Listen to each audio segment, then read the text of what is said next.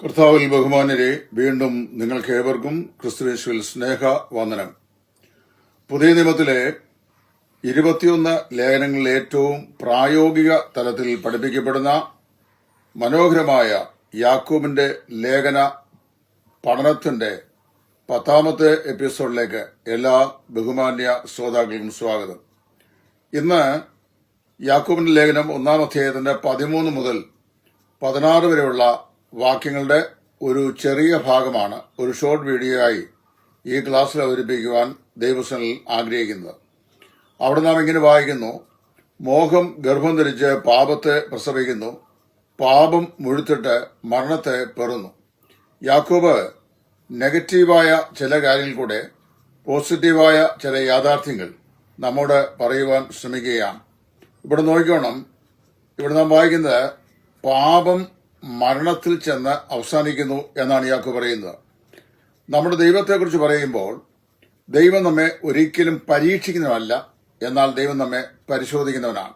അതായത് God never tempt us but he test us. Test ഒരിക്കലും നമ്മെ തോൽപ്പിക്കാൻ വേണ്ടിയുള്ളതല്ല, എന്നാൽ പരീക്ഷകൾ പിശാച് പലപ്പോഴും നമുക്ക് നൽകുന്നത് നമ്മെ പാപത്തിൽ വീഴിക്കുക എന്നുള്ള ഉദ്ദേശത്തോടെയാണ്. ദൈവം ഒരിക്കലും നമ്മെ പരീക്ഷിക്കുകയില്ല. കൊരിന്ത്യർക്ക് എഴുതിയ 1-ാം ലേഖനം അതിന്റെ 10-ാം അധ്യായത്തിൽ അപ്പോസ്തലൻ ഇപ്രകാരം പറയുന്നു: ദൈവം ദോഷങ്ങളാൽ ഒരു നാളും നമ്മെ പരീക്ഷിക്കുന്നില്ല. വാസ്തവത്തിൽ എന്താണ് പരീക്ഷ, എന്താണ് പരിശോധന? പരീക്ഷ എന്ന് പറയുന്നത് ഒരു നല്ല കാര്യം തെറ്റായ മാർഗേന സ്ഥാപിച്ചെടുക്കുവാനുള്ള ഒരു ഒരു ഒരു ഒരു മനസ്സിന്റെ ഒരു വ്യതിയാനമാണ്. അല്ലെങ്കിൽ ശരിയായ ഒരു കാര്യം തെറ്റായ ഒരു മാർഗത്തിലൂടെ ദൈവഹിതത്തിന്റെ വെളിയിൽ നേടുവാനുള്ള പരിശ്രമത്തെയാണ് ടെംപ്റ്റേഷൻ അല്ലെങ്കിൽ പരീക്ഷ എന്ന് പറയുന്നത്. വാസ്തവത്തിൽ നമ്മളൊക്കെ സ്കൂളിൽ പഠിക്കുമ്പോൾ അല്ലെങ്കിൽ കോളേജിൽ പഠിക്കുമ്പോൾ നമ്മൾ പരീക്ഷകളെ അഭിമുഖീകരിക്കാറുണ്ട്. അത് വാസ്തവത്തിൽ നമ്മെ തോൽപ്പിക്കാൻ വേണ്ടിയല്ല, നല്ല ഉദ്ദേശത്തോടെയാണ്. പരീക്ഷ നല്ല ഉദ്ദേശത്തോടെ നടത്തുന്നു. അത് നന്നായിട്ട് പഠിച്ച് നമ്മൾ എഴുതുന്നു, നമ്മൾ പാസ്സാകുന്നു. എന്നാൽ പരീക്ഷയിൽ കോപ്പിയടിക്കുന്നത് തെറ്റായ ഒരു മാർഗത്തിലൂടെ ശരിയായ പരീക്ഷയെ അതിജീവിക്കാൻ ഉള്ള ഒരു ടെൻഡൻസിയാണ്. അത് തെറ്റാണ്. അതുപോലെ തന്നെ ആഹാരം കഴിക്കുന്നത് അത് തെറ്റാണോ? ഒരിക്കലുമല്ല. നമ്മുടെ ബിഷപ്പിന് ആഹാരം വളരെ അനിവാര്യമാണ്. എന്നാൽ ആഹാരം മോഷ്ടിച്ച് കഴിക്കുന്നത് തെറ്റായ ഒരു പ്രവണതയാണ്. ഞാനിവിടെ പറഞ്ഞല്ലോ, ശരിയായ പരീക്ഷയെ പഠിച്ച് അത് ജയിച്ച് ജയാളികളായി രംഗത്ത് വരുന്നതിന് പകരം കോപ്പി അടിച്ചിട്ട് പരീക്ഷ എഴുതി ജയിക്കാൻ ശ്രമിക്കുന്നത് ശരിയായ ഒരു കാര്യത്തെ തെറ്റായ മാർഗത്തിലൂടെ ശരിയാക്കാനുള്ള താല്പര്യമാണ്. അതുപോലെ ഭക്ഷണം നമുക്ക് ആവശ്യമാണ്, ബിഷപ്പിന്റെ ശമനത്തിന് അത് അനിവാര്യവും. എന്നാൽ മോഷ്ടിച്ച് ഭക്ഷിക്കുന്നത് ദൈവസന്നിധിയിൽ തെറ്റാണ്. അത് ദൈവഹിതത്തിന്റെ വെളിയിലാണ്. ഇവിടെ പാപം എന്ന് പറയുന്നത് നമ്മളൊരു ഒരൊറ്റ വാക്കിൽ സിംഗിൾ ഫേസിൽ ഉപയോഗിക്കുന്ന ഒരു പ്രയോഗമാണെങ്കിലും അതിന്റെ അനുഭവശത്ത് അത് ഒരു പ്രോസസ്സാണ്. ഇവിടെ എന്തൊക്കെ വായിക്കുന്നു? മോഹം ഗർഭം ധരിക്കുന്നു, പാപത്തെ പ്രസവിക്കുന്നു, പാപം മുഴുക്കുന്നു, മരണത്തെ പെറുന്നു. അതിന്റെ സീക്വൻസ് അല്ലെങ്കിൽ അതിന്റെ പ്രോസസ്സ് നമുക്കിവിടെ കാണുവാൻ കഴിയുന്നു. പാപം, മരണം, ന്യായവിധി എന്നിങ്ങനെ അത് മുന്നേറുകയാണ്. അങ്ങനെ വരുമ്പോൾ ഈ പ്രോസസ്സിൽ അനിവാര്യമായ 4 ഘടകങ്ങളെക്കുറിച്ച് യാക്കോബ് പറയുന്നുണ്ട്. ആ 4 ഘടകങ്ങളിൽ ഒരെണ്ണം മാത്രമേ ഇന്നത്തെ ക്ലാസ്സിൽ ഞാൻ പറയാൻ ആഗ്രഹിക്കുന്നുള്ളൂ. 4 ഘടകങ്ങൾ ഏതൊക്കെയാണ്? 1, മോഹം അല്ലെങ്കിൽ ആഗ്രഹം. 2, ഡിസിപ്ഷൻ, 14-ാം വാക്യം, വഞ്ചന അല്ലെങ്കിൽ ചതിവ്. 3, 15-ാം വാക്യം, ഡിസൊബീഡിയൻസ് അല്ലെങ്കിൽ അനുസരണക്കേട്. 4, 15-ാം വാക്യം, ഡെത്ത് അല്ലെങ്കിൽ മരണം. അപ്പോൾ മോഹം, ചതിവ്, അനുസരണക്കേട്, പാപം, ഇതാണ് ഇതിന്റെ പ്രോസസ്സായിട്ട് യാക്കോബ് പറയുന്നത്. അതിലെ ഇച്ഛയെക്കുറിച്ച് അല്ലെങ്കിൽ താല്പര്യത്തെക്കുറിച്ച്, മോഹത്തെക്കുറിച്ച് ഞാൻ പറയുകയാണ്. ശ്രദ്ധിക്കണം, ഇവിടെ മോഹം എന്ന് പറയുന്നത് വാസ്തവത്തിൽ എന്താണെന്നറിയാമോ? അത് ഏത് നിലയിലുള്ള ആഗ്രഹത്തെയും അല്ലെങ്കിൽ താല്പര്യത്തെയും ഉൾക്കൊണ്ടുകൊണ്ടാണ് പറയുന്നത്, അല്ലാതെ ലൈംഗികമായ താല്പര്യത്തെക്കുറിച്ചോ മറ്റേതെങ്കിലും പ്രത്യേകമായ താല്പര്യത്തെക്കുറിച്ചോ അല്ല. ഇവിടെ പറയുന്ന മോഹം ഗർഭം ധരിച്ചത് പറഞ്ഞു കഴിഞ്ഞാൽ എനി കൈൻഡ്സ് ഓഫ് ഡിസൈഡ്സ്, ഏത് നിലയിലുള്ള താല്പര്യങ്ങളും ആഗ്രഹങ്ങളും.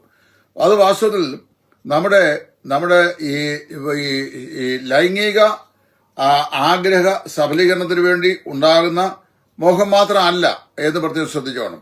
എന്നാൽ എല്ലാ മനുഷ്യനും സർവ്വസാധാരണമായ താല്പര്യങ്ങളും ആഗ്രഹങ്ങളും ഉണ്ട്. അവ അതിൽ തന്നെ തെറ്റല്ല, അല്ലെങ്കിൽ പാപമല്ല എന്ന് പ്രത്യേകം നമ്മൾ വായിക്കണം. നമുക്ക് വിശപ്പ് ഉണ്ടാകുന്നു, ദാഹമുണ്ടാകുന്നു.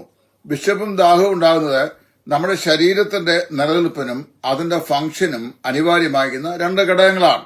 നമുക്ക് ആഹാരം വേണം, വെള്ളം വേണം. എന്നാൽ വിശപ്പും ദാഹവും അതിൽ തന്നെ പാപമല്ല, ആ ആഗ്രഹം അതിൽ തന്നെ തെറ്റല്ല. എന്നാൽ അത് വാസ്തവത്തില് വിശപ്പും ഈ ദാഹവും അതിന്റെ അതിര് കഴിയുന്ന അവസ്ഥ, അത് പാപം എന്ന് പറയാം. അതുപോലെ ലൈംഗിക താല്പര്യം എന്ന് പറയുന്നത് ഒരു നോർമലായ ഈ താല്പര്യമാണ്. എന്നാൽ അതിനെ വളരെ മോശപ്പെട്ട തലങ്ങളിലേക്ക് നമ്മൾ പോകുമ്പോഴാണ് അത് പാപമായി പരിണമിക്കുന്നത്. നമ്മൾ പ്രത്യേകം മനസ്സിലാക്കേണ്ട വിഷയം, നമ്മുടെ ആഗ്രഹങ്ങളെ അല്ലെങ്കിൽ ഇച്ഛകളെ അത് നിവർത്തിക്കുവാൻ വേണ്ടി ദൈവഹിതത്തിന്റെ വെളിയിൽ നാം തേടുന്ന മാർഗങ്ങളെ പാപമായി വിശുദ്ധ വേദപുസ്തകം പറയുന്നു. ഉദാഹരണം പറഞ്ഞു കഴിഞ്ഞാൽ, നമുക്ക് വാസ്തവത്തില് ആഹാരം കഴിക്കുക എന്ന് പറയുന്ന ഒരു സ്വാഭാവികമായ ആവശ്യകതയാണ്, നോർമലായ താല്പര്യമാണ്. വിശപ്പുണ്ടാകുന്നു, അപ്പോൾ നമ്മൾ ആഹാരം കഴിക്കുന്നു. വിശപ്പ് അതിൽ തന്നെ പാപമല്ല, ആഹാരം കഴിക്കുന്നതും അതിൽ തന്നെ പാപമല്ല, അത് അനിവാര്യമാണ്. എന്നാൽ നമ്മൾ വായിക്കുന്നത് ഗ്ലട്ടണി, അതായത് ആഹാരത്തോടുള്ള അമിതമായ താല്പര്യം. ഈ ക്രേത്തരെ കുറിച്ച് പറയുമ്പോൾ, ക്രേത്തർ സർവ്വതാ അസത്യവാദികളും മടിയന്മാരായ പെരുവയറന്മാരും എന്ന് പറയുന്നു. ഗ്ലട്ടണി എന്ന് പറയുന്നത് ആഹാരത്തോടുള്ള അമിതമായിരിക്കുന്ന ആവേശമാണ്, അത് പാപമാണ്. ആഹാരം കഴിക്കുന്ന പാപമല്ല, അമിതമായ ആഹാര താല്പര്യം പാപമാണ്. ഉറക്കം, അത് സ്വാഭാവികമായ നമ്മുടെ ആവശ്യമാണ്. ഉറക്കം ഏത് മനുഷ്യനും ഉറക്കമാണല്ലോ. 5 മുതൽ 8 മണിക്കൂർ വരെ ആരോഗ്യകരമായ ജീവിതത്തിന് ഉറക്കം ആവശ്യമാണെന്ന് ആധുനിക വൈദ്യശാസ്ത്രവും പറയുന്നത്. എന്നാൽ അലസത എന്ന് പറയുന്നത് അത് വളരെ തെറ്റായ ഒരു കാര്യമാണ്. വിവാഹം എന്ന് പറയുന്നത് എല്ലാറ്റിലും മാന്യമാണെന്നാണ് എബ്രായ ലേഖനത്തിൽ പറയുന്നത്. വിവാഹം എല്ലാവർക്കും മാന്യവും എല്ലാറ്റിലും മാന്യവും, എന്നാൽ ദുർനടപ്പുകാരെയും വ്യഭിചാരികളെയും ദൈവം വിധിക്കുമെന്ന് എബ്രായർ 13:4 അപ്പോസ്തലൻ പറഞ്ഞിട്ടുണ്ട്. ചുരുക്കം പറഞ്ഞു കഴിഞ്ഞാൽ, ചില ആളുകൾ ഇങ്ങനെയുള്ള നൈസർഗികമായ ആഗ്രഹങ്ങളെ, താല്പര്യങ്ങളെ പോലും ആത്മീയതയുടെ മറവിൽ അവ പാപമാണെന്ന് വിധി എഴുതാൻ ശ്രമിക്കുന്ന ആളുകളായിട്ടുണ്ട്. അവയൊന്നും അങ്ങനെയുള്ള പാപങ്ങളല്ല. എന്ന് പറഞ്ഞാൽ നൈസർഗികമായ നമ്മുടെ ആഗ്രഹങ്ങൾ അതിൽ തന്നെ പാപമല്ല. വിശപ്പ് പാപമല്ല, ദാഹം പാപമല്ല. അതുപോലെ തന്നെ ശരീരത്തിന് അനിവാര്യമാകുന്ന, മനസ്സിന് അനിവാര്യമാകുന്ന ശാരീരിക ബന്ധങ്ങൾ ദൈവ പരിധിക്കുള്ളിൽ, വചന പരിധിക്കുള്ളിൽ ഉള്ളത്, വൈവാഹിക ബന്ധത്തിനുള്ളിലുള്ളത്, അത് അതിൽ തന്നെ പാപമല്ല. എന്നാൽ അതിന്റെ എല്ലാം വെളിയിൽ, ദൈവവചനത്തിന്റെ വെളിയിൽ, ദൈവിക താല്പര്യങ്ങൾക്ക് വെളിയിൽ നാം ചെയ്യുന്ന ഏതും എന്തും പാപമാണ് എന്ന് നമ്മൾ മനസ്സിലാക്കുന്നു. ചുരുക്കം പറഞ്ഞു കഴിഞ്ഞാൽ, ഒറ്റ വാക്കി പറഞ്ഞ് ഞാനിവിടെ അവസാനിപ്പിക്കുക. ആ ഭാഗം നമുക്കുള്ള വൈവിധ്യങ്ങളായിരിക്കുന്ന താല്പര്യങ്ങൾ അല്ലെങ്കിൽ ജഡികമായ ആഗ്രഹങ്ങൾ, അവയെല്ലാം ദൈവവചനപ്രകാരവും ദൈവവ്യവസ്ഥപ്രകാരവും നിയന്ത്രിതമായി മുമ്പോട്ട് കൊണ്ടുപോയാൽ അതൊന്നും അതിൽ തന്നെ പാപം അല്ല. എന്നാൽ അനിയന്ത്രിതമായ അവയുടെ അധിനിവേശം എല്ലായ്പ്പോഴും പാപമാണ്. അത് നമ്മെ പാപത്തിലേക്ക് നയിക്കുന്ന പ്രവൃത്തികളും ആകുന്നു.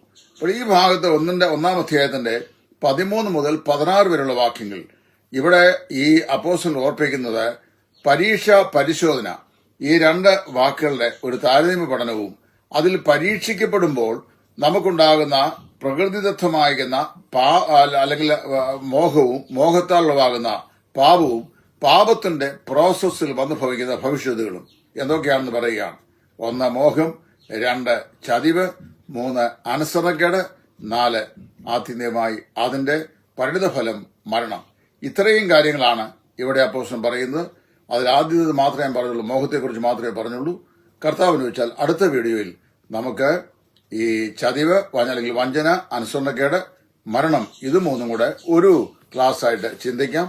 ഈ പഠനങ്ങൾ നിങ്ങൾക്ക് ഏവർക്കും അനുഗ്രഹമായി തീരും എന്ന് പ്രതീക്ഷിക്കുന്നു, പ്രത്യാശിക്കുന്നു. ദൈവം ഏവരെയും അനുഗ്രഹിക്കട്ടെ. ക്രിസ്തുവിൽ നിങ്ങളുടെ സഹപ്രവർത്തകനും ശുശ്രൂഷകനും സുവിശേഷകൻ ടൈറ്റസ് ഫ്രം ഇടയാറുമുള്ള. Thank U.